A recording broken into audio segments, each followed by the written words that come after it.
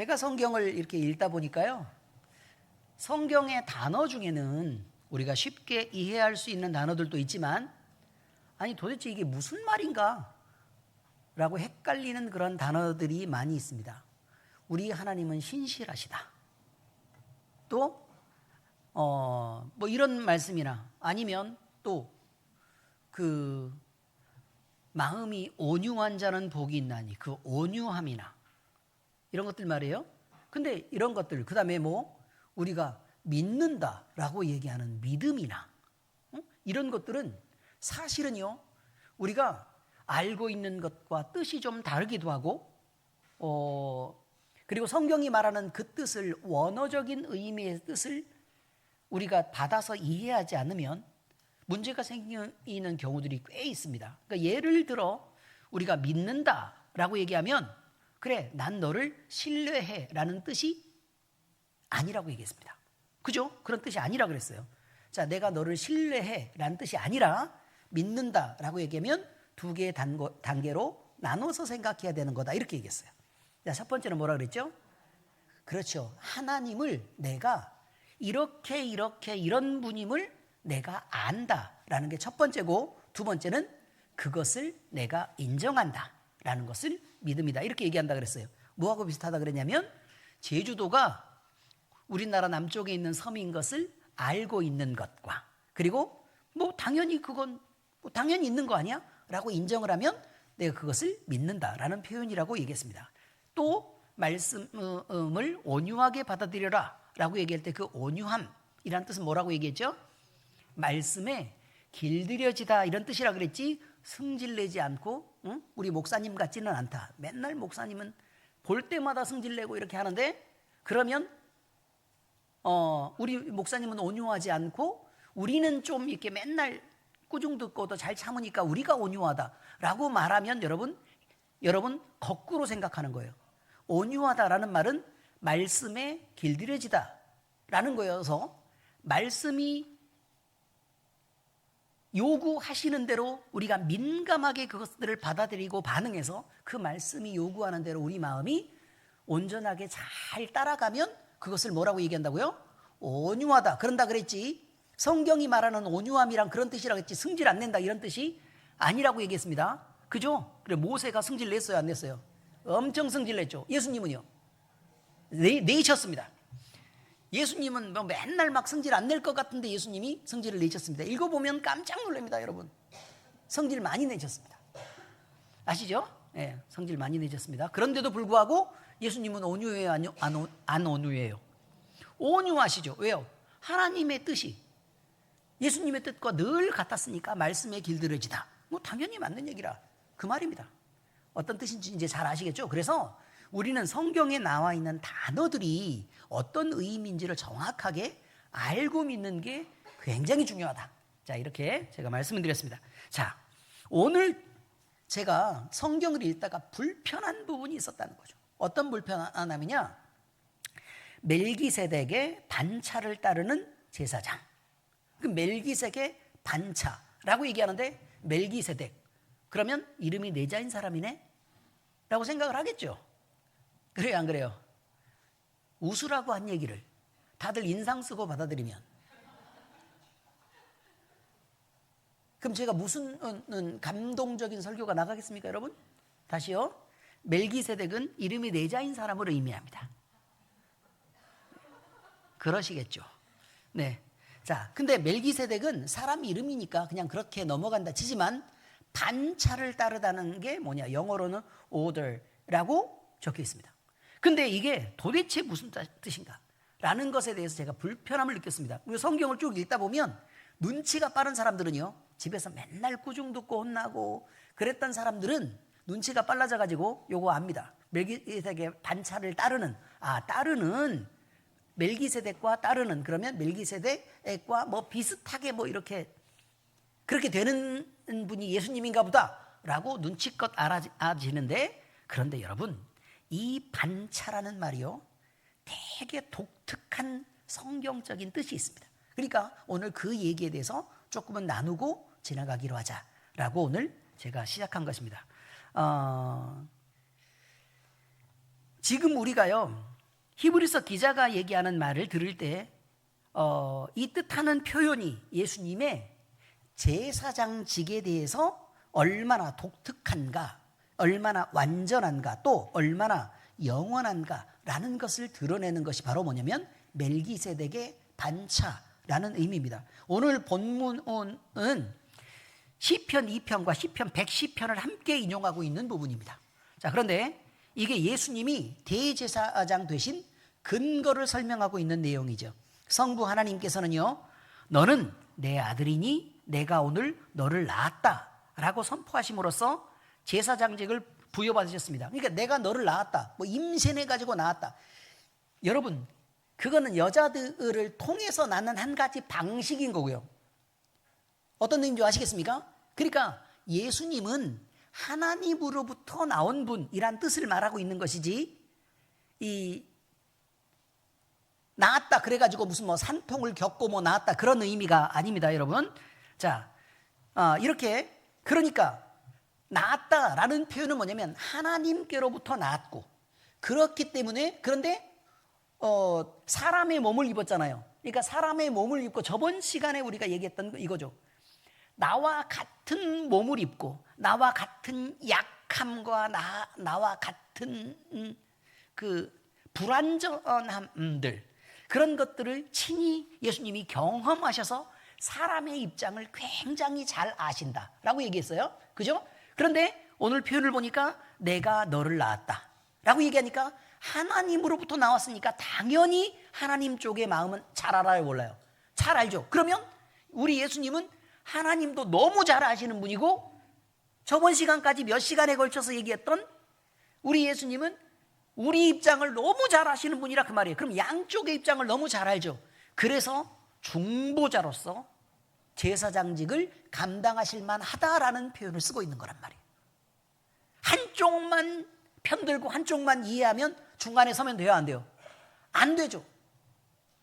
아니, 양쪽에서 균형을 잘 잡으려고 노력해도 시어머니와 며느리 사이에 있는 아들은 늘 괴로운 법입니다, 여러분. 그렇지 않습니까? 그리고 친정 엄마와 사위 사이에 있는 딸도 늘 괴롭다고요. 아시죠? 무슨 뜻인지. 양쪽을 다 알아요. 충분히 이해해요. 그런데 중재하기가 그렇게 어려워. 그래서 아들들은 늘 무슨 얘기를 하냐면 내가 차라리 며느리였으면 좋겠다라고 얘기를 하고, 며느리들은 차라리 뭐라고 얘기를 하죠? 아니, 딸들은 차라리 뭐라고 얘기했죠? 내가 차라리 당신처럼 사위였으면 좋겠어 라고 얘기를 합니다. 왜요? 마음고생을 해도 양쪽 눈치는 안 보거든. 한쪽만 눈치를 보면 돼요. 제일 힘든 게 뭐라고요? 사이에 끼는 거요. 다시요. 제일 힘든 건 뭐라고요? 사이에 끼는 거, 중재하는 거라 그 말이에요. 그러니까 우리 예수님이 우리를 위해서 죄를 속하시고 돌아가시고 뭐 이런 걸 다 떠나서라도 우리는 우리와 하나님 사이에 낀 것만으로도 불쌍해. 이걸 이해를 잘 하셔야 된다 그 말이에요. 그걸 이해시키기 위해서 이 시대의 며느리들이 고통받게 하셨고, 이 시대의 아들들이 그렇게 힘들게 하셨다. 뭐 그냥 제 생각은 그렇다는 얘기입니다. 그러니까 더 깊이 우리 주님의 입장을 이해하게 된다, 이런 표현입니다. 뭐 우리 한나처럼 늘 사랑받는 애는 뭘 알겠습니까? 그렇죠? 자, 오늘 우리는 이 표현이 어떤 의미를 담고 있느냐, 멜기세덱의 반차를 따르는 영원한 멜기세덱의 반차를 따르는 제사장이다, 이 표현을 함께 살펴보려고 합니다. 여러분, 자, 그러면 첫 번째 볼 내용은 뭐냐면 반차라는 것입니다. 반차. 하나님이 세우신 새로운 제사장의 새로운 질서를 의미하는 게 반차예요. 아시겠어요? 뭐를 의미한다고요? 질서요, 질서. 다시요, 반차는 뭐라고요? 질서입니다. 질서. 본문에서 말하는 반차는 히브리어로 디브라티이며, 이는 방식, 또 질서, 또 규례나 여러 가지 제도를 따르는 분, 이렇게 설명하고 영어로는 order를 사용합니다. 헬라어 번역에서는요, 뭐라고 쓰고 있냐면 텍시스라는 단어를 사용하는데, 이는 직분의 체계 또는 제사장직의 계열을 의미하는 거다, 이런 거예요. 제가 왜 믿음 얘기를 미리 하고 지나가는 줄 아십니까? 제가 특별히 믿음이를 사랑해서요? 그것도 있죠. 근데 믿음 얘기를 먼저 하고 지나가는 것은요, 여러분, 믿음이라는 게 첫 번째 과정은 뭐라고 얘기했죠? 하나님을 아는 것이라고 얘기했기 때문에 이 시간은 여러분에게 제가 지식의 부분을, 설교라기보다는 오히려 설명에 가까운 지식의 부분을 전달시키려고 하는 것입니다. 오늘 꼭 기억하셔야 돼요. 그래야 예수님이 어떤 분인지 아니까. 자, 그러면 이제 여기 있습니다. 멜기세덱의 반차는 멜기세덱이 보여줬던 새로운 질서, 새로운 체계, 새로운 제사장직의 어떤 그 제도라는 것을 의미한다라고 얘기했는데, 그러면 이것은 히브리어 기자가 표현하는 것은 예수님의 제사장직을 기존의 레위의 제사장직에 대한 제도, 그러니까 구약시대에 하나님을 짐승을 잡아서 드리던 그때의 제사장으로 표현을 안 하고 뭐라고 표현하고 있는 거냐면, 그래요, 멜기세덱의 반차를 따르는 제사장이다, 이런 표현을 자꾸 쓴단 말이에요. 그러니까 구약시대의 옛 율법을 따르는 제사장이 아니라 멜기세덱의 새로운 제사장 제도를 따르는 제사장이다라는 표현을 쓸 때, 그러면 이것이 완전히 다른 차원의 새로운 제사장직 질서 속에 있는 것을 설명하려고 하는 의도가 있는 것이다라고 받아들이는 게 필요하다라는 것입니다. 반차의 뜻은 대충 아시겠죠? 그러니까 히브리서 기자는 어떤 표현을 쓰고 있는 거냐면, 자, 히브리서는 누구를 대상으로 쓰는 거라고요? 믿는 유대인들을 대상으로 쓴 거예요. 다시요, 히브리서는 누구를 대상으로 썼다고요? 믿는 유대인들을 대상으로 썼는데, 근데 그때 유대인들이 말이죠, 유대인들이 뭘 생각했냐면 이런 생각을 한 거예요. 내가 예수님을 믿었어. 두 가지의 고민이 생긴 거지. 두 가지.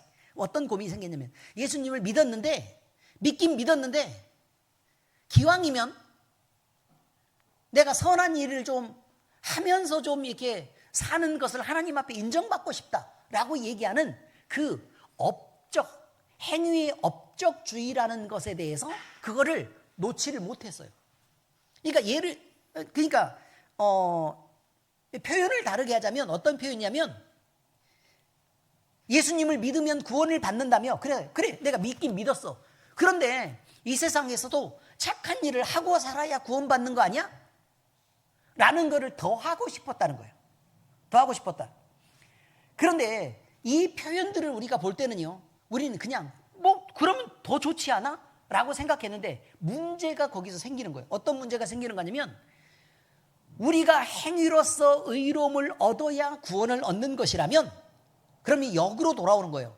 예수님도 믿고 행위로서도 의로워야 구원을 얻는다라고 우리가 생각을 할 때, 그러면 예수님의 완전하심이 문제가 됐다는 말이에요.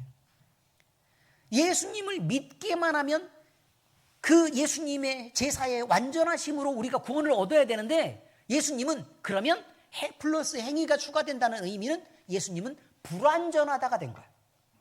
그래서 문제가 되기 때문에, 그래서 끊임없이 신학은 뭘 증명하고 싶었냐면, 그러면 행위는 무엇이냐라는 것을 이야기하고 싶었던 거예요. 그럼 우리가 바르게 살아야 돼요. 착하게 살아야 돼요. 남한테 도움이 되도록 해야 돼요. 하나님을 사랑하면 이웃에게도 선한 칭찬을 받는 사람이 되어야 된다고요. 이게 당연한 거예요. 그런데 우리가 행하는 선한 행위들은 어떤 의미로서 행하는 거냐면, 하나님이 은혜로서 우리를 구원해 주셨기 때문에 그저 감사한 반응으로서 행위를 하는 것이지, 그것을 해야만 구원을 얻는 조건으로서가 아닌 것을 말하고 싶은 거예요. 이게 첫 번째 고민이었다는 거예요. 두 번째 고민은 뭐냐면요, 이거예요. 율법도 우리가 지켜야 되는 거 아니요? 율법은 안 지켜도 되는 거야. 예를 들어 우리 전사님이 이제 금요일 날 뭐 한다 그랬죠? 안식일과 주일. 아니, 기왕 우리가 예배를 드리는 거, 주일날 예배 드리는 거 좋아. 그렇지만 안식일에도 좀 우리가 안식일도 거룩하게 지키면서 예배를 드리는 게 바람직하지 않아? 이런 고민들 빠지겠어요, 안 빠지겠어요? 믿는 사람들이면 다 고민하는 것들이에요. 그게 다 고민하는 것들이란 말이에요. 그런데 거기에 대해서도 마찬가지예요. 자, 다시 말씀드릴게요. 우리가 안식일을 지켜야 구원을 받아? 그렇지 않아. 이미 예수님을 믿는 순간 구원은 어떻게 됐다고요? 끝난 거야. 완전하게 끝난 거란 말이에요. 어떤 의미인지 아시겠죠? 그럼 안식일을 지킨다는 의미는 뭐였느냐? 우리가 지금 눌리고 밟히고 얻어맞는 죄와 사망의 권세, 세상의 온갖 압박으로부터 얻는 자유함 속에서 얻는 평안함을 얘기하는 거예요, 안식은. 근데 그것은 예수 그리스도를 믿음으로 얻어지는 것이지 우리가 안식일을 형식으로 지킴으로 얻어지는 게 아니란 얘기를 말하고 있는 거예요, 성경은. 그래서 그 예수 그리스도가 온전하시다면 이 두 가지, 첫 번째 뭐요? 행위의 압박으로부터, 두 번째 율법의 압박으로부터 자유로워야 된다라는 얘기를 말하는 게 바로 멜기세덱의 반차를 설명하고 싶어하는 내용이에요. 레위 제사장은 아버지에서 아들, 또 그 아들이 늙어서 할아버지가 돼서 죽으면 그 아들이, 또 나이가 들어서 죽으면 또 그 아들이 점점 대를 이어서 제사장이 되고 대제사장의 신분을 그렇게 상속하는 것이지만, 그런데 예수님은 갑자기 튀어나왔잖아요. 그렇죠? 갑자기 튀어나왔어요. 멜기세덱은요, 갑자기 튀어나왔죠. 그렇죠? 바로 이걸 얘기하는 거예요. 그러니까 혈통으로서의 제사장이 아니라 하나님이 직접 임명하신 제사장이기 때문에, 하나님으로부터 나온 제사장이기 때문에 레위 제사장과는, 그러니까 세상의 제사장, 세상의 율법과는 다른 분이다라는 얘기를 말하고 싶은 것이 바로 뭐냐면 멜기세덱의 반차라, 그 말이에요. 자, 그러면 이제 두 번째 얘기, 멜기세덱의 반차란 무엇인지 5가지 핵심을 이제 정리해 보려고 하는 것입니다. 자, 첫 번째는요, 혈통이 아닌 하나님의 직접 임명으로 만들어지는 제사장이라는 거예요. 자, 예수님의 아버지가 누구예요? 육신의 아버지는 누구예요? 요셉이죠, 요셉. 육신의 아버지가 누구라고요? 요셉. 엄마는요? 마리아. 마리아의 남편은? 요셉. 그렇죠? 그렇단 말이에요. 그러면 보세요. 요셉이 예수님의 태어나는 사건들을 보시란 말이에요. 사건들을 보면 요셉이 아버지는 아버지인데 요셉의 DNA를 받아서 만들어진 게 예수님이냐는 거야. 아니죠. 요셉의 DNA를 받지 않았어요. 왜냐하면 마리아는 성령으로 잉태되어서 하나님이 직접 아이를 넣어서 마리아의 몸을 통해 나신 분이라 그 말이에요. 그럼 이제 여기서 질문, 마리아의 DNA를 받았어요, 안 받았어요? 마리아만 받았겠죠, 그죠? 틀렸어요. 아니에요. 무슨 말인지 아시겠어요? 어머니 마리아의 DNA도 받지 않았어요. 하나님이, 마리아의 DNA는 반쪽짜리예요, 여러분. 하나님의 DNA와 마리아의 DNA가 무슨 결혼해가지고 마리아가 그러면 예수님의, 그러니까 하나님의 부인이다, 이렇게 얘기하는 게 잘못된 이유가 그거예요. 아시겠습니까? 만약에 마리아의 DNA와 하나님의 DNA가 반반씩 합쳐져서 예수님을 낳았다면 마리아는 하나님의 뭐 해야 돼요? 부인이어야 되죠. 천주교에서, 가톨릭에서 얘기하는 것처럼 그래야 돼요. 아니에요. 마리아의 DNA는 반쪽인데 하나님은 영이시기 때문에 나머지 반쪽으로 결합할 반쪽짜리 DNA를 주지 않으세요. 또 요셉과 마리아는 성관계를 통해서 아이를 가진 것도 아니었어요. 그러면 하나님은 어떻게 하셨느냐? 예수님이 남자였으니까, 그건 알고 계시죠? 또 혹시나 머리 길다 그래가지고 여러분이 오해할 수 있어서 드리는 말씀이에요. 또, 자, 다시 갑니다. 자,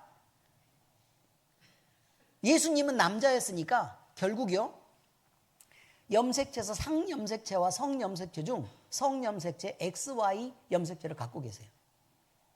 그럼 하나님은 남자예요? 아니죠. 그냥 하나님이 태초에 사람을 만드신 것처럼 예수님을 사람의 모양으로 마리아 안에 온전하게 온전한 사람의 체세포로 집어넣은 거예요. 아시겠습니까? 그렇게 마리아의 자궁에 착상이 된 것이고, 그렇게 착상된 배아가 이제 그 발생 과정을 거치면서 사람의 모양으로 이렇게 날 수 있도록 만들어 놓으신 게 바로 뭐냐면 예수님의 탄생 이야기입니다. 여기까지 아시겠죠? 그러면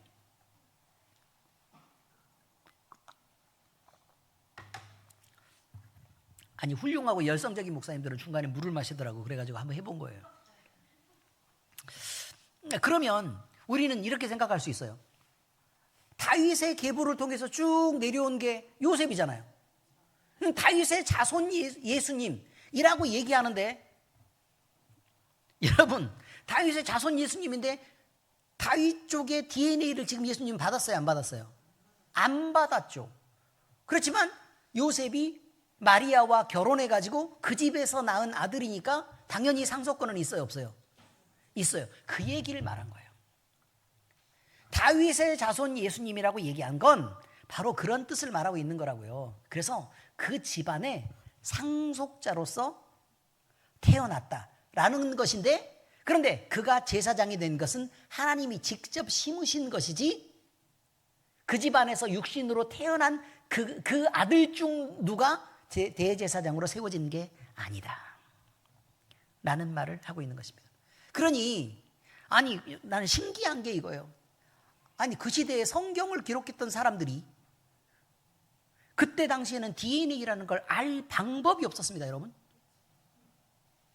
그럼 어떻게 이렇게 정확하게 썼을까? 라는 것입니다. 어떻게 이렇게 정확하게 썼겠어요? 사람이 쓴 일이 아니라 하나님이 쓰게 하신 것이기 때문에 이렇게 쓴 것입니다. 바로 이게 중요합니다. 자, 그런데 멜기세덱은 그럼 어떻게 등장했느냐? 갑자기 살렘 왕 멜기세덱이라고 얘기하는데, 그 살렘이라는 나라가 주변에 없어요, 여러분. 아브라함이 살고 있는 그 근처에 살렘이라는 나라가 없다고요. 근데 살렘 왕 멜기세덱이 아브라함을 만나서 축복하고 또 11조를 받고 이렇게 합니다.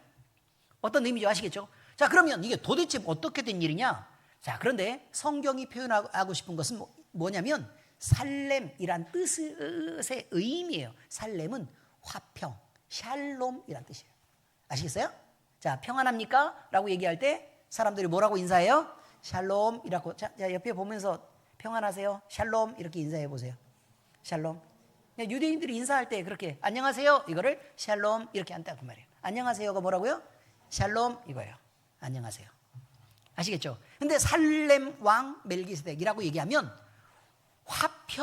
화평의 왕으로 오신 멜기세덱이란 뜻이에요. 그럼 그 멜기세덱은 하나님이 나라도 없는데 하나님과 아브라함 사이에 화목을 중재하기 위한 멜기세덱이다, 그런 뜻이라고. 그게 살렘 왕 멜기세덱이에요. 어떤 의미인지 아시겠죠?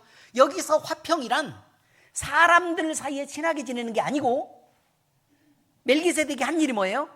11조를 받아요. 그 뜻이 뭐죠? 헌금을 받으면 누구한테 올려드리는 거예요? 그렇죠, 하나님께 올려드리는 거죠. 그러니까 살렘 왕이 한 일은 뭐냐면, 자, 아브라함으로부터 예물을 받아서 하나님 앞에 올려드리는 거예요. 자, 두 번째, 살렘 왕은 아브라함에게 어떻게 했어요? 축복했죠. 그럼 축복은 누구에게서 누구에게 오는 건데요? 하나님에게서 아브라함에게 가는 거를 중간에 전달해 준 거예요. 대제사장은 그 일을 하는 거라고요. 사람 편에 있는 사정을 하나님께, 하나님의 메시지와 능력과 기적과 축복과 은혜의 역사를 사람에게 하는 중보자로서의 역할을 하는, 그게 대제사장이 하는 일이었다, 뭐 이런 것입니다. 그러니 여러분, 혈통적 자격을 넘어서 성부 하나님의 직접 선포로 하나님이 보내신 제사장이 멜기세덱이고, 그 다음에 또 누구다? 예수님이다 라는 얘기를 쓴 거예요. 시편 2편 7절입니다. 함께 읽겠습니다. 시작. 내가 여호와의 명령을 전하노라. 여호와께서 내게 이르시되 너는 내 아들이라. 오늘 내가 너를 낳았도다. 자, 하나님께로부터 나온 표현. 하나님께로부터 나왔다. 자, 이렇게 쓴다 그 말이에요. 자, 둘째는요, 왕과 제사장이 통합된 직분이라는 것입니다. 멜기세덱이 살렘 왕으로 왔다 그랬죠? 그죠? 바로 이거예요. 자, 구약의 레위 제사장은요, 레위 제사장은 제사를 드리는 직분이에요. 제사를 중재하는 직분이라고. 그러면 제사를 중재하는 직분이기 때문에 이 사람들이 왕이에요, 아니에요? 왕은 아니에요. 따로 왕이 있어요. 따로 왕이 있다고요. 그런데 멜기세덱은 지금 중간 아브라함과 하나님 사이에 중보자로 서 있으면서 뭘 하고 있어요? 왕으로 왔는데 제사장이죠. 그죠? 바로 이거예요. 왕과 구분되는 제사장이 구약시대의 제사장이라면 멜기세덱은 왕과 제사장이 더해진 직분이다. 이렇게 얘기한 거예요. 그러니까 지극히 높은 하나님의 제사장 멜기세덱이란 표현을 자꾸 쓰는 거죠. 창세기 14장 18절 함께 읽겠습니다. 시작. 살렘 왕 멜기세덱이 떡과 포도주를 가지고 나왔으니 그는 지극히 높으신 하나님의 제사장이었더라. 사람 쪽의 제사장이 아니고 누구 쪽의 제사장이요? 하나님의 제사장이다. 이렇게 표현하는 거죠. 예수님 역시 다윗의 자손으로 오신 왕의 계보를 따르는 분이신데 동시에 하나님 앞에서 우리를 중보하는 제사장이시다. 이런 표현입니다. 그러니까 멜기세덱의 반차를 따른다. 이런 표현을 쓴 거라 그 말이에요. 자, 세 번째는요, 영원한 제사장직을 가졌다는 말입니다. 영원한 제사장직. 시편 110편 4절에 원문을 보면요, 멜기세덱을 말할 때, 자, 시편 110편 4절을 먼저 읽겠습니다. 시작. 여호와는 맹세하고 변하지 아니하시리라. 이르시기를 너는 멜기세덱의 서열을 따라 영원한 제사장이라 하셨도다. 그런데 원문을 보면 영원히라는 말을 처음에 등장시킨다 그 말이에요. 자, 성경에서 멜기세덱은 어디서 났다도 없고요, 멜기세덱이 다스리는 나라도 없고요, 어디서 죽었다도 없습니다. 멜기세덱이 한 일은 아브라함이 전쟁을 하고 돌아올 때 갑자기 나타나더니 뭘 줬다고요? 떡과 포도주를 주면서 지친 아브라함을 먹이고 그 다음에 어떻게 했다고? 11조를 받고 그 다음에 아브라함에게 축복했다. 그리고 나서 갑자기 흔적도 없어요. 그 얘기를 하는 거죠. 출생도 죽음도 언급되지 않습니다. 이러한 기록 방식은 영원성의 모형으로 사용된다라고 써요. 자, 이것은요, 예수님의 제사장직이 바로 이렇게 사람에게 중간에 나타났지만 시작도 끝도 없는 영원 속에 멜기세덱이 있는 것처럼 영원 속에 예수님도 영원하시다라는 말입니다. 자, 예수님이 영원하신 게 왜 중요하냐 이거죠. 자, 그러면 보세요. 제사장이라 그랬죠. 그러면 지금 우리가 쓰고 있는 표현은 중보자라는 뜻이란 말이에요. 중보자. 자, 그런데 왜 예수님이 중보자로서 영원해야 돼요? 만약에 예수님이 중간에 살다 죽었어. 그럼 그 다음은 어떻게? 중보를. 사라지죠. 바로 그거예요. 그럼 옛날 사람들은 어떻게 또? 중간에 안 태어났으면. 또 그것도 입장이 곤란하죠. 그죠? 요한복음 1장이 보면요. 그래서 예수님에 대해서 쓸 때 태초에 말씀이 계시니라. 이 말씀이 하나님과 함께 계심에 라는 말을 써요. 그리고 나서 말씀이 육신이 되어 이 땅에 오신 분이다 라고 얘기하고 이분이 누구야? 천지를 창조하신 그분인데 이분이 바로 예수님이다. 이렇게 써요. 예수님은 영원하신 분이란 말이에요. 그러니까 지금 여기가 땅. 여기가 뭐라고요? 땅. 하나님과 예수님은 영원히 함께 계시다가 잠깐 땅으로 내려오셔서 속죄와 그 다음에 우리 편을 드는 여러 가지 구원의 여러 가지 역할들을 다 하시고 어떻게 하셨다고요? 다시 영원 가운데 이렇게 올라가셨는데 위치가 앉아있는 자리가 다른 것이지 영원하시다 그 말이에요. 그 얘기를 쓰고 싶은 거예요. 그럼 그 전에는 성도의 편을 안 들었냐? 아니죠. 예수님이 오시기 전에도 멜기세덱이 살렘 왕으로 온 걸 보면 늘 하나님은 누구의 편이었어요? 우리 편이었다, 그 얘기예요. 우리를 구원하신 이유는 사랑하는 우리랑 영원히 함께 살고 싶은 거야. 그러면 하나님은 또 누구 편이에요? 우리 편이에요. 그러니까 그 전에도 우리 편, 우리와 함께 있었을 때는 더욱 우리 편, 그리고 예수님이 부활 승천하신 후에도 우리 편. 그러면 다 그 말이에요. 그러니까 영원 속에 있는 예수님은 영원한 우리 편이다 라는 것을 얘기하고 싶어서 예수님의 영원성에 대한 얘기를 한 거예요. 의미는 잘 이해하셨죠? 이게 중요한 거라고요. 자, 그 다음에 네 번째는요, 의와 평강의 제사장입니다. 멜기세덱은 의의 왕, 평강의 왕으로 불립니다. 히브리서 7장 2절 또 함께 읽습니다. 시작. 아브라함이 모든 것의 10분의 1을 그에게 나누어 주니라.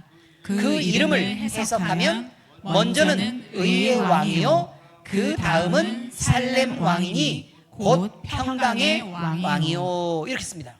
여러분, 전쟁을 끝내고 너무너무 피곤한 몸으로 돌아오고 있는 아브라함과 그 가족들과 군사가 있었습니다. 그런데 충분히 뭐 싸우면서 뭐 그러면 뭐 입에 육포 물고 뭐 이렇게 말 타고 가겠어요? 무슨 몽고군도 아니고? 그래요, 안 그래요? 조카 롯이 붙잡혀가고 그렇게 공격을 받았다는 얘기를 들었을 때 이것저것 챙길 시간이 없이 멀리 가기 전에 빨리 추적을 해야 되는 상황이었습니다. 그래서 아브라함은 급하게 군사들을 이끌고 가서 추적해서 그걸 공격해가지고요, 적군들을 무찌르고 지금 돌아옵니다. 그러면 많이 힘들었겠죠. 그죠? 많이 힘들었을 것입니다. 그런데 여러분, 그런 아브라함을 만나서 떡과 포도주를 먼저 먹입니다. 이 하나님이 우리에게 오시는 방식이 이거라는 거예요. 사실 우리가요,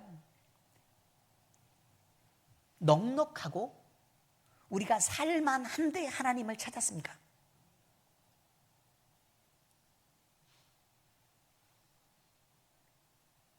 우리 사정이 충분히 괜찮은데도 우리가 하나님을 찾아왔습니까? 그래서 하나님께 영광을 돌리면서 하나님이 높으신 하나님이고 좋으신 하나님이어서 우리는 예배할 거예요. 하나님은 태초에 하나님이 우리를 만드셨으니까. 지금 그렇게 우리가 온 사람들입니까? 아니라는 거예요. 아니라는 거예요.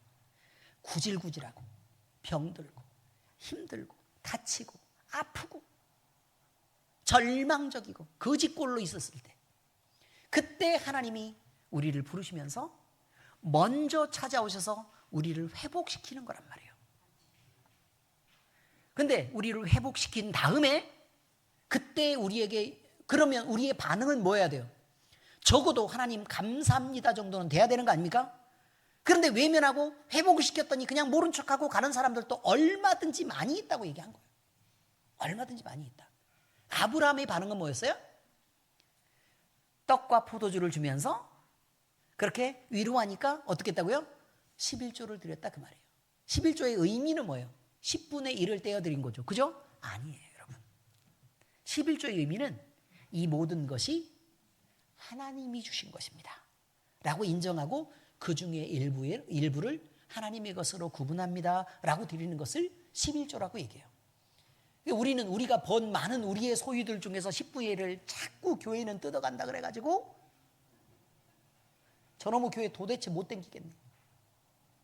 계산을 한번 해보는 거예요. 드리지도 않는 사람들이 계산을 먼저 해. 아니 11조를 잘 드리는 사람은 계산 안 해. 왜? 우리 인생 가운데 베푸신 축복이 얼마나 많은지를 아니까 안 해요.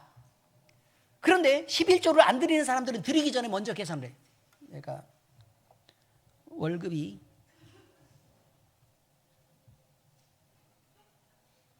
400만 원 받는데 내가 차량 운행하는 것은 그 돈 벌기 위해서 쓴 거니까 빼고, 그 다음에 뭐 이것저것, 사실 사업체도 돈 버는 거 있으면 뭐 이게 그 운영비는 빼잖아요. 그래 안 그래요? 하나님 앞에 드릴 때도 요건 빼고 딱 이렇게 하다 보면 어쩔 수 없이 남는 게 한 200 남아. 아시죠? 그럼 그 중에 20만 원을 내가 지금 한 달에 드린다고 생각하면 어머, 1년이면 240만 원. 그럼 내가 지금부터 100년을 산다고 생각하면 2억 4천이나 11조를 드려야 되는 거예요? 미안하지만 여러분, 그렇게 못 살아요. 아시겠습니까? 무슨 100년씩 살겠습니까? 98년쯤 살겠지. 예수 믿고 난 다음에 몇 년쯤 산다고요? 너무 오래 산다고요? 젊을 때니까 그런 얘기 할 수 있어요. 아무튼 우리가 안 드리는 사람들이 계산해. 그 다음에 2억 8천이면 좀 그렇잖아요. 2억 4천인가? 2억 8천 맞아요? 2억 4천이요? 그런 거는 계산을 잘해요.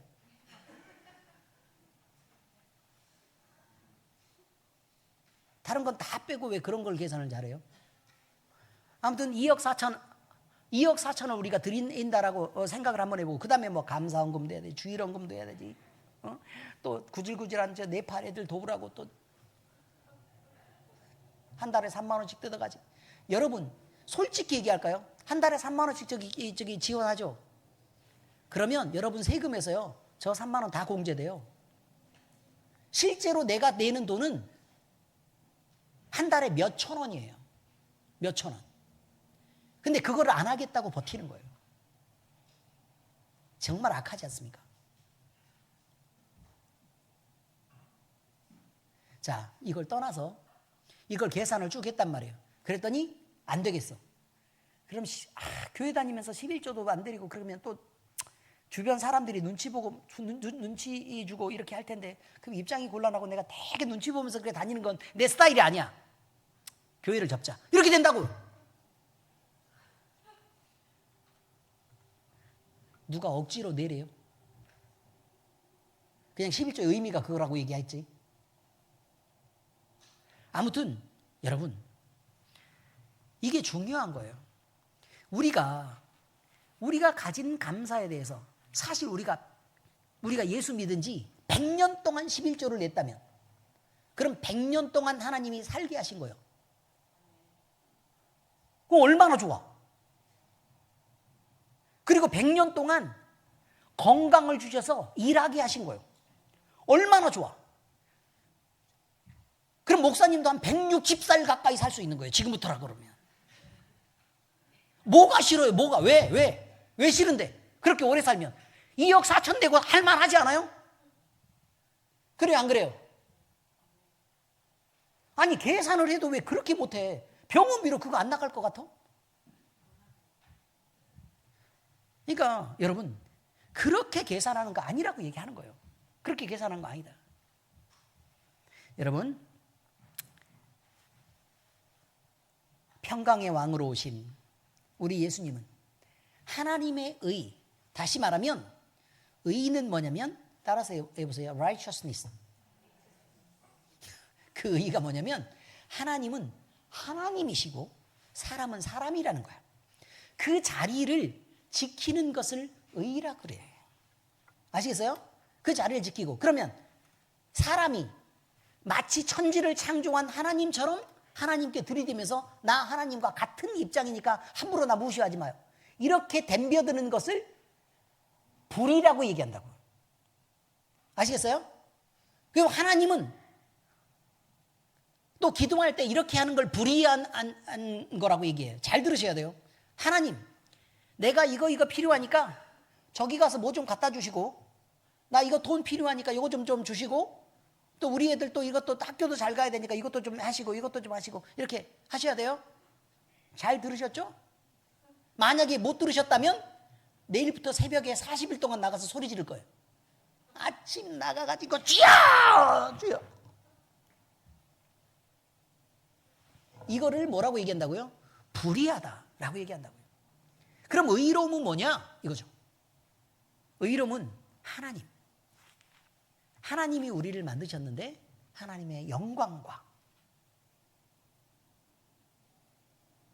또 하나님의 일을 위해서 제가 어떻게 사용되기를 원하십니까? 자녀를 위해서 기도할 때도 하나님, 이 자녀가 하나님 앞에서 바르고 건강하게, 그리고 한 사람의 몫을 다 하면서 살아야 되지 않겠습니까? 하나님, 이 아이의 길을 인도해 주십시오.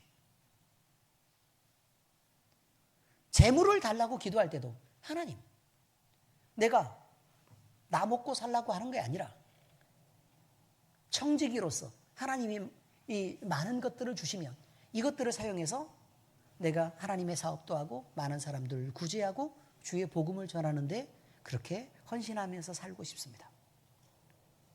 제가 재물로 부족하지 않게 해주십시오.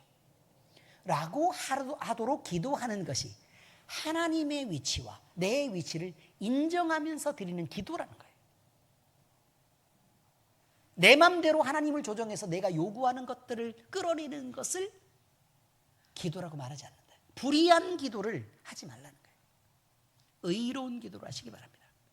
그것이 바로 의와 평강의 제사장직으로 멜기세덱이 왔고, 그리고 예수님도 그 반차를 따르는 것이다. 이렇게 말합니다. 자, 그 다음에 마지막으로 5번째는 레위 제사장보다 우월한 제사장직을 말합니다. 창세기 14장에서는 아브라함이 멜기세덱의 11조를 바치고 멜기세덱은 아브라함을 축복합니다. 그런데 그 축복하는 원리에 대해서 말이죠, 히브리서 기자는 이 사건을 통해서 축복하는 자가 축복받는 자보다 더 큰 자라고 확인합니다. 여러분, 부모님이 자식의 머리에 손을 얹고 기도합니다. 그렇죠?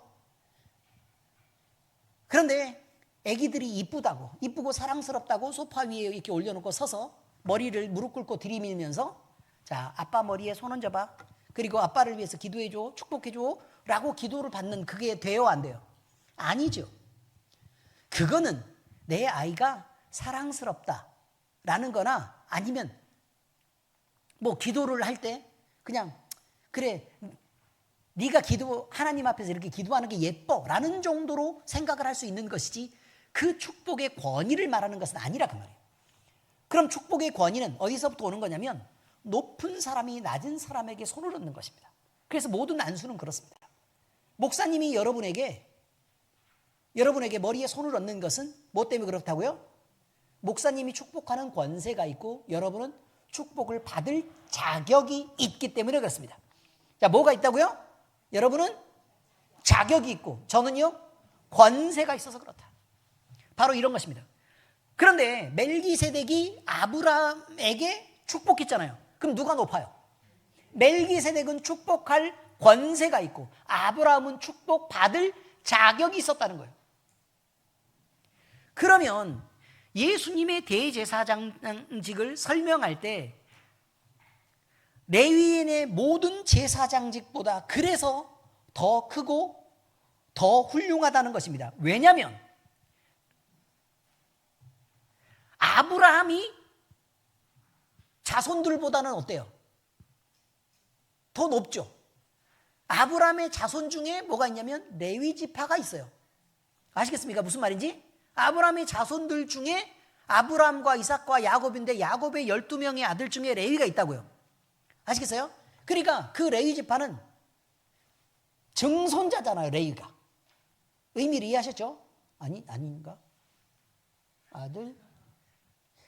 맞아요. 증손자. 근데 왜 이렇게 의심하는 눈빛으로 쳐다봐요? 증손자란 말이에요. 그죠? 그러니까 거기로부터 레위 지파가 쭉 이렇게 만들어진 거 아니냐 그 말이에요. 여기까지 이해가 잘 되시죠? 문제는 그러면 아브라함이 높냐 레위가 높냐라고 물어보면 누가 높아요? 아브라함. 그러면 레위 지파가 아브라함보다 낮아. 아브라함과 멜기세덱을 비교하면 누가 높아요? 멜기세덱. 그러면 멜기세덱의 반차를 따른다는 것은 아브라함의 모든 자손들보다 더 높은 제사장이란 뜻을 가진 거라고요. 그 얘기를 설명하고 있는 것입니다. 자, 여기서요 우리는 정리하겠습니다. 오늘은 설교가요 감동이 아니라 지식을 전달하고 싶은 거라 그랬죠. 요거 꼭 기억하셔야 됩니다. 첫 번째는 뭡니까? 멜기세덱의 반차를 따른다는 그 첫 번째는 뭐라고 얘기했어요?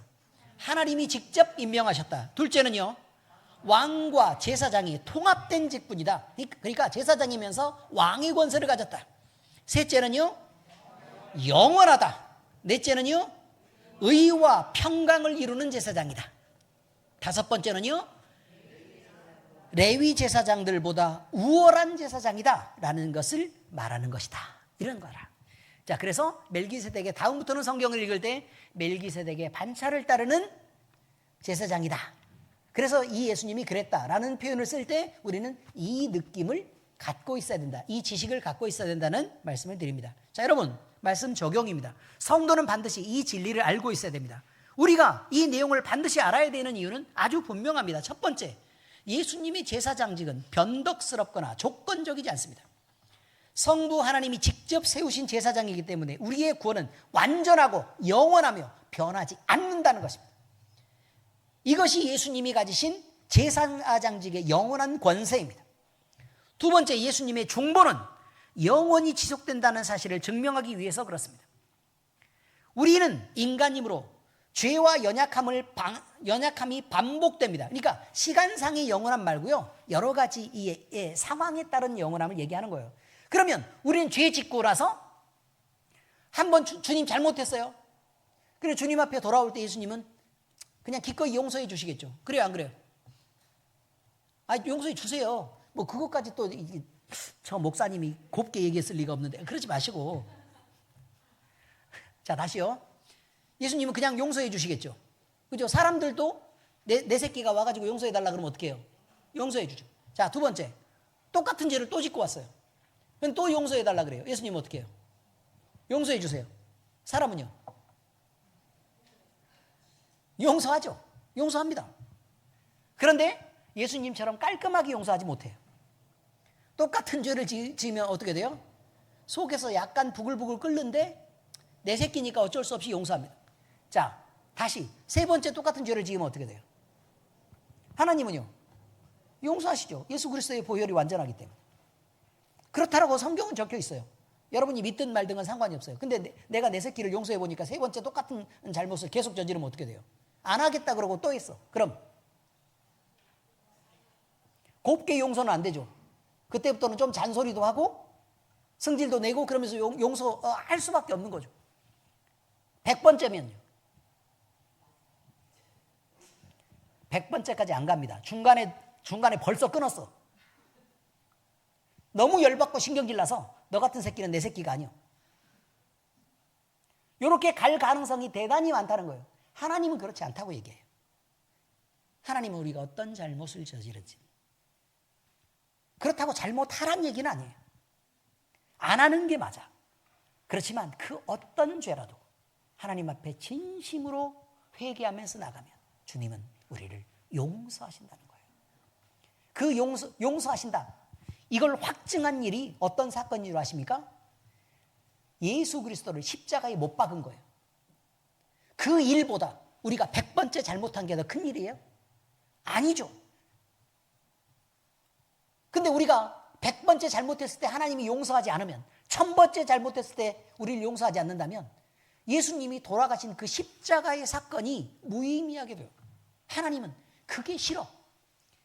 내 새끼의 생명으로 일으킨 그 사건이 훨씬 더 가치 있고 중요해요. 그렇기 때문에 우리를 용서할 수밖에 없는 주님이시다 라고 얘기하고 있습니다. 히브리서 7장 25절 같이 읽습니다. 시작. 예수는 영원히 계심으로 그 제사장 직분도 갈리지 아니하느니라. 영원한 제사장이라 이 말이에요. 셋째, 우리가 지금 죄책계획이나 또 주님과 멀어질 이유가 아니란 증명입니다. 우리는 잘못을 해요. 그런데 죄책감을 가져. 그런데 한두 번 잘못했을 때는 그래도 뭐 이게 낯이 있어서 좀 약간 부끄러움을 갖고 주님 앞에 나올 수 있어요. 근데 계속해서 질문하면, 전도하면 꼭 하는 사람들이, 교회 나오기 싫은 사람들이 하는 말이 뭐라 그러냐면 두 가지가 있어요. 두 가지. 1번, 내가 뭔 죄를 지었길래 죄인이냐, 이게 1번. 2번은 뭐냐면 나 같은 사람은 교회 나가면 안 돼. 응? 의로운 사람들이 거기 나가는 거지, 나같이 독하고 세상적인 인간은 거기 나가면 안 돼 라고 표현하는 사람들이 많다는 거예요. 여러분, 그런데 영원한 제사장이신 우리 주님은 우리를 위해 중보를 늘 하고 계시기 때문에 우리는 죄책감을 갖고 주님 앞에 나오는 일이 아니라 그저 은혜를 바라고 주님 앞에 나오는 거라, 그런 말이에요. 히브리서 4장 16절 함께 읽겠습니다. 시작. 그러므로 우리는 긍휼하심을 받고 때를 따라 돕는 은혜를 얻기 위하여 은혜의 보좌 앞에 담대히 나아갈 것이니라. 뭐하러 나온다고요? 용서하심 받으려고 나온다고요. 긍휼하심 받으려고 나온다고. 1번이 용서하심 받으려고 나온다고요. 그죠? 근데 우리가 그것만 갖고 나올 사람들인지, 자, 가슴에 손을 얹어봐요. 우리가 죄 용서받는다고만 해가지고 우리가 나올 사람들이냐, 그 말이에요. 기본적으로 두 번째 때문에 나오는 사람이 대부분이에요. 자, 그 두 번째는 뭐라고요? 때를 따라 돕는 은혜를 얻기 위해서 나온다. 도와주시라고 나오는 거예요. 얼마나 이기적이냐, 그 말이에요. 얼마나 이기적이냐. 그런데요, 제가 부모가 되면서 보니까 도와달라고 내 새끼가 찾아오는 거, 그거요, 나쁜 일 아닙니다. 얼굴만 볼 수 있어도 그저 행복하고 그저 나한테 뭘 뜯어가는 게 좋아.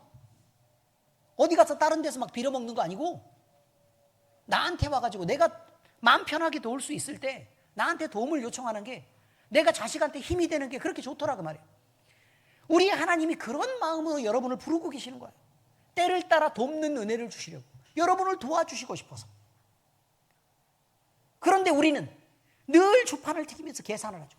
그러지 마시란 말이에요. 두 가지는 분명해요. 용서하시려고, 두 번째는 어떠시려고요? 때를 따라 도와주시고 싶어서 우리를 부르신 거다. 네 번째, 성도가 이 진리를 아는 순간 예배의 안정감과 구원의 확신이 더욱 깊어질 것이기 때문에 그렇습니다. 여러분, 우리가요, 구원을 받는 것은 어떻게 해야 구원을 받는다고 말해요? 예수님을 주와 그리스도로 믿어야 구원을 받는다고 얘기해요. 근데 그 믿음이란 분명히 얘기했어요. 하나님을 아는 것과 그를 인정하는 것이다 라고 표현했습니다. 한마디로요, 우리가 구원을 얻는데 지금까지 쭉 우리가 살아온 것을 보면 우리가 평생 동안 우리의 믿음을 지킬 만한 실력이 있는 사람입니까? 성경은 그럴 실력이 없다라고 말해요. 없다라고 얘기한다, 이거. 그런데 그러면 우리의 믿음을 지킬 수 없으면 그럼 구원받을 사람은 아무도 없네? 그래요, 안 그래요? 그런데 하나님이 어떻게 하신다고요? 때를 따라 돕는 은혜를 주시면서 우리가 흔들릴 때마다 하나님이 내가 여기 있다라고 말씀하시고, 또 도와주시면서 다독거리면서 위로하시면서 내가 여기 있다. 우리가 외로울 때 우리를 안아주시면서 내가 너를 사랑한다. 또 말씀으로 우리를 감동하시면서 그래, 내가 함께 있지 않냐 라고 끊임없이 말씀하시면서 우리를 끝까지 믿음을 지키도록 도와주시면서 끌고 간다는 거예요. 그 돕는 은혜를 받아서 우리가 구원을 이룰 수 있는 거다라고 얘기를 하는 것이지. 그러니까 하나님이 한번 선택하시면 하나님이 포기하지만 않으면 우리는 망할 수 있어요, 없어요? 그럴 수 없다고 얘기한 거예요, 성경은. 하나님이 포기하지 않으면 망할 수 없다. 근데 하나님이 언제 포기하시느냐, 이거죠. 예수님 죽음보다 우리가 더 가치 없어졌을 때 포기해요. 예수님의 죽음보다 더 가치 없어졌을 때. 그러면 예수님 죽음보다 더 가치 없어질 때가 존재할 수 있어요, 없어요? 그게 존재할 수 없어서 우리의 구원은 포기될 수 없다라고 얘기하는 거예요. 즉, 우리의 구원을 이루는 건 우리가 믿는 실력이 있어서가 아니라 믿음을 지켜내시는 하나님의 열심이 있어서 구원을 얻는 거다라고 말한다, 그 말이에요. 바로 이것입니다. 그러니 우리가 흔들릴 때도 막 의심이 되고 막 불편하고 하나님이 계시는지 안 계시는지 도대체 확신이 안 들 그때에도 우리 때문이라면 구원을 못 받고 버려질 상황인데도 불구하고 하나님 때문에 결국 우리는 우리의 믿음을 지켜나가게 될 수밖에 없는 것을 얘기하고 있습니다. 멜기세덱의 반차라는 이 표현은요, 예수님의 제사장직이 얼마나 완전하고 얼마나 영원하고 얼마나 권위 있으며 얼마나 우월한지를 설명하는 핵심 신학입니다. 예수님은 성부 하나님께 직접 임명되신 대제사장이며 왕과 제사장 직분을 함께 가지셨고 영원히 변하지 않는 중보를 이루시는 분입니다. 그러므로 우리는 흔들리지 않는 제사장 되신 우리 주님을 영원히 신뢰하며 주님을 의지하여 살고 돕는 은혜를 얻으며 주님의 중보 아래 담대히 하나님께 나아오시기를 예수 그리스도의 이름으로 축복합니다. 기도하겠습니다. 하나님 아버지, 멜기세덱의 반차를 따르는 대제사장이신 예수 그리스도에 대해서 우리는 오늘 공부하게 됐습니다. 아버지 하나님, 이 말씀을 들으며 우리는 예수님이 우리를 얼마나 사랑하셨는지, 그 예수님이 얼마나 우리의 구원을 집착하시는지, 또 우리를 위해서 얼마나 좋은 것들을 베푸시고 우리를 얼마나 많이 반복해서 용서하시고 때를 따라 얼마나 돕기를 원하시는지 우리는 알게 되었습니다. 아버지 하나님, 우리는 때로 흔들릴 수 있을 것입니다.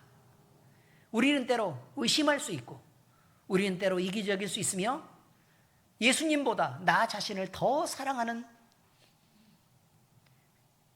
세상을 사랑하는 마음으로 주님이 우리에게 주신 은혜를 배반하고 거역하는 일도 때로 있을 것입니다.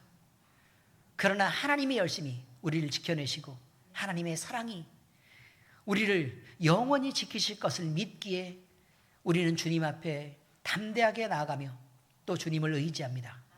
우리의 모든 삶 가운데 주님이 우리를 지키시옵소서. 살아계신 우리 주 예수 그리스도의 이름으로 감사하며 기도합니다. 아멘.